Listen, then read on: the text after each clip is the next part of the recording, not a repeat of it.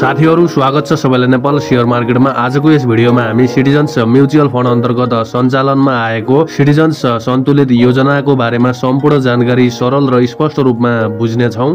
यदि तपाई दीर्घकालीन सन्तुलित र व्यवस्थित लगानीको खोजीमा हुनुहुन्छ भने यस योजना तपाई हामीका लागि उपयोगी बन्न सक्छ। र अब सबैभन्दा पहिले यस योजनाको आधारभूत जानकारीलाई हेरौं।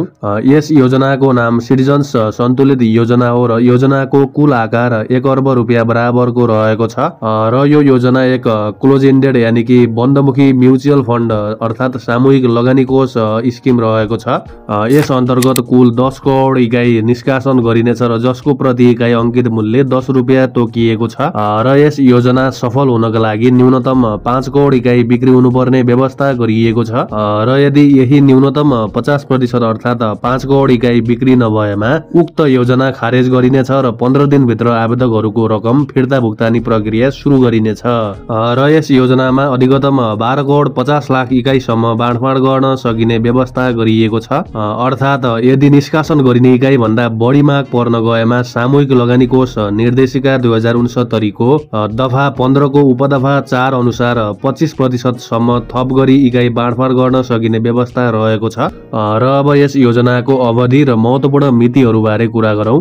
सिटिजन्स सन्तुलित योजनाको अवधि 10 वर्षको रहनेछ। योजनाको इकाई बाँडफाँड भएको मितिले 10 वर्ष पूरा भएपछि योजना परिपक्व हुनेछ र परिपक्वता पश्चात योजनामा गरिएको सम्पूर्ण लगानी नगदमा परिणत गरी प्रचलित कानून बमोजिम इकाई धनीहरूलाई समानुपातिक रूपमा वितरण गरिनेछ वा बोर्डले तोकेको व्यवस्था अनुसार हुनेछ।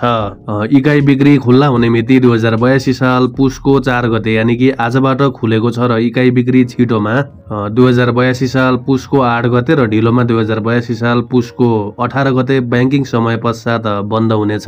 इकाई खरिद गर्न चाहने लगानीकर्ताहरूले स्यास्मा सेवामा सहभागी बैंक तथा वित्तीय संस्था र तिनका तोकिएका शाखा कार्यालयहरूबाट आवेदन दिन सक्नेछन्। र यसका साथै मेरो शेयर अनलाइन प्रणाली मार्फत पनि सजिलै आवेदन दिन सकिने व्यवस्था गरिएको छ। इकाई खरिदको सीमा सम्बन्धी कुरा गर्दा आवेदकले न्यूनतम 100 इकाईदेखि खरिद गर्नुपर्नेछ भने अधिकतम 1 करोड इकाईसम्म आवेदन दिन सक्नेछन्। र इकाई बिक्री समाप्त भएपछि धितोपत्र निष्कासन तथा बाँडफाँड निर्देशिका 2074 संशोधन सहित अनुसार इकाईको बाँडफाँड गरिनेछ र बाँडफाँड पश्चात यी इकाईहरू नेपाली स्टक एक्सचेन्ज अर्थात नेप्सेमा सूचीकृत गरिनेछन् र दोस्रो बजारमा कारोबार गर्न सकिने व्यवस्था मिलाइनेछ। र अब यस योजनाको मुनाफा वितरणको बारे कुरा गरौं।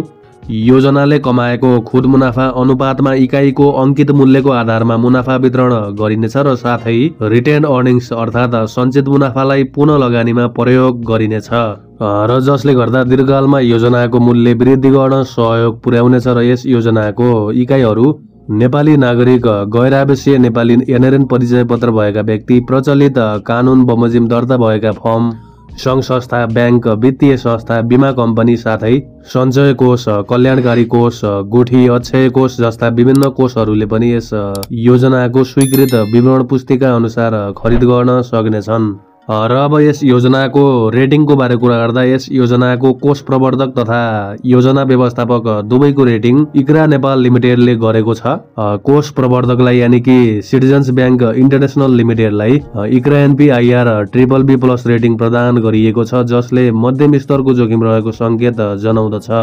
त्यसैगरी योजना व्यवस्थापक सिटिजन्स क्यापिटल लिमिटेडलाई AMC क्वालिटी 3 रेटिङ प्रदान गरिएको छ। र यस रेटिङले कम्पनीले वित्तीय दायित्व समयमै वहन गर्ने क्षमतामा औसत किसिमको जोखिम रहेको जनाउँदछ। र अब यस योजनाले लगानी गर्ने क्षेत्रहरूको बारे कुरा गरौं। सामूहिक लगानी कोष नियमावली 2067 को नियम 34 र 36 अनुसार यस योजनाले बोर्डमा दर्ता भएका तथा सार्वजनिक निष्कासन भएका धितोपत्र विनिमय बजारका सूचीकृत धितोपत्र, नेपाल सरकार वा नेपाल राष्ट्र ब्याङ्कले जारी गरेका ऋणपत्र, ट्रेजरी बिल, मुद्रा बजारका साधनहरू, बैंक निक्षेप तथा बोर्डले स्वीकृत गरेका अन्य वित्तीय साधनहरूमा लगानी गरिनेछ। र लगानीको सीमा अनुसार सूचीकृत तथा सार्वजनिक धितोपत्रमा अधिकतम 75% मुद्दती निक्षेपमा 10%, ऋणपत्र वा बन्डमा 10%, नगद तथा नगद समान या भनौं कल निक्षेपमा 5% र अन्य स्वीकृत क्षेत्रमा बोर्डको स्वीकृति अनुसार लगानी गरिने व्यवस्था गरिएको छ। र अब यस योजनाको मुख्य उद्देश्यतर्फ कुरा गर्दा सिटिजन्स सन्तुलित योजना सिटिजन्स म्युचुअल फन्ड अन्तर्गत सञ्चालन हुने चौथो बन्दमुखी योजना हो। इकाइ बिक्रीबाट सङ्कलित रकमलाई योजना व्यवस्थापकले दक्षतापूर्वक लगानी गरी इकाइ धनीहरूलाई आकर्षक प्रतिफल प्रदान गर्नु साथै धितोपत्र बजारको दिगो विकासमा संस्थागत लगानीकर्ताको रूपमा योगदान पुर्याउनु नै यस योजनाको मुख्य उद्देश्य रहेको छ। र अब यस योजनामा कन्फ्लिक्ट अफ इन्ट्रेस्ट व्यवस्थापन कसरी गरिन्छ भन्ने कुरा बुझौं।